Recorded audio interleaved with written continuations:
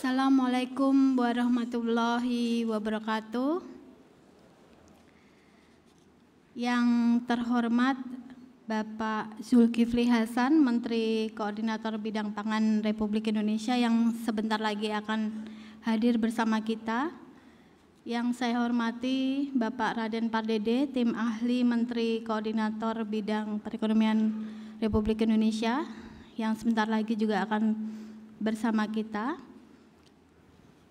Para ekonom senior Indef dan para pendiri Indef, Prof. Didinda Maduri, Prof. Didi Rahbini, Bapak Nawir, Pak Fadil Hasan, dan yang saya hormati Ibu Afiliani juga sebagai moderator 100 Ekonom, para sahabat ekonom, kemudian para narasumber dan rekan-rekan media yang saya hormati. Terima kasih sudah berkenan hadir dalam acara 100 Ekonom, Serasean 100 Ekonom yang ke-8.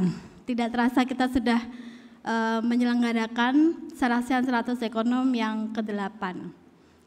Puji syukur kami panjatkan kepada Tuhan Yang Maha Esa atas berkat dan rahmat-Nya telah memberikan kesehatan kepada kita dan bisa berkumpul bersama di sini semua untuk menghadiri Serasean 100 Ekonomi Indonesia yang bertema mengusung estafet kepemimpinan baru menuju akselerasi ekonomi Indonesia.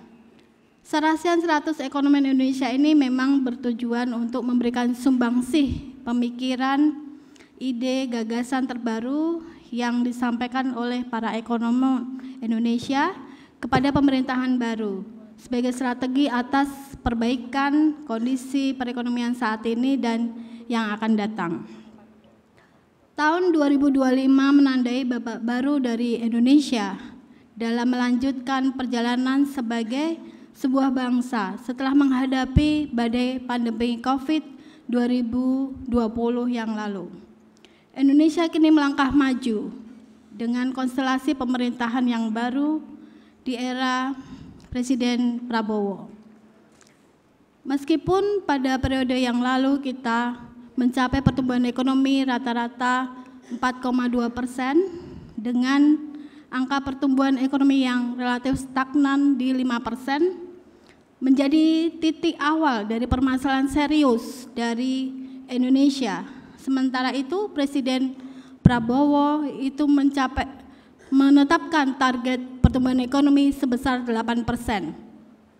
Agar target pertumbuhan ekonomi 8% itu tidak hanya sekedar target, tidak hanya sekedar omon-omon doang, maka diperlukan orkestrasi pemerintahan yang smart untuk menyelesaikan segera berbagai tantangan dan pekerjaan rumah yang ada. Jika kita lihat lagi lebih dalam di sisi fiskal, pengeluaran konsumsi rumah tangga juga ternyata memberikan kontribusi sekitar 51%.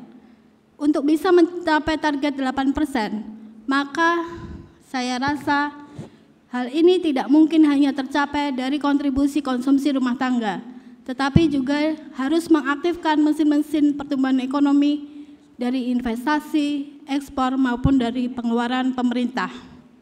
Oleh karena itu,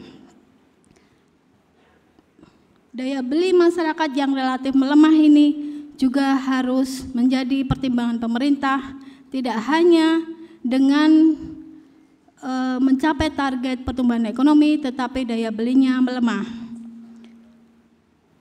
Selain itu, beban fiskal Indonesia pada masa yang akan datang menunjukkan kondisi yang relatif mengkhawatirkan. Ruang fiskal kita makin sempit dengan motor utama dari pembiayaan dari tax revenue. Namun demikian, di sisi lain rasio utang PDB memang masih di bawah 60%. Tetapi ternyata dari kondisi saat ini kita sudah mencapai 38%. Dari tax revenue dan rasio utang yang makin meningkat, memberikan ruang fiskal kita makin kecil. Oleh karena itu, ini menjadi problem serius bagi pemerintahan di masa yang akan datang.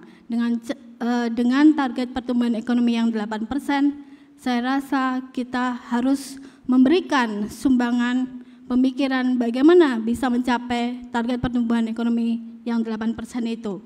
Oleh karena itu, melalui forum ini diharapkan menjadi wadah urun rembuk untuk merumuskan gagasan, ide, pemikiran agar dapat memperkuat kebijakan ekonomi dalam mengakselerasi ekonomi Indonesia. Melalui buku yang kita berikan sebagai salah satu sumbangsi pemikiran ekonomi Indonesia, maka dengan ini kami sampaikan bahwa Sarasean 100 Ekonomi Indonesia ini diselenggarakan. Oleh karena itu, jika ada salah kata dan kata-kata yang kurang berkenan, mohon dimaafkan. Mari kita ikuti acara Sarasean 100 Ekonomi Indonesia.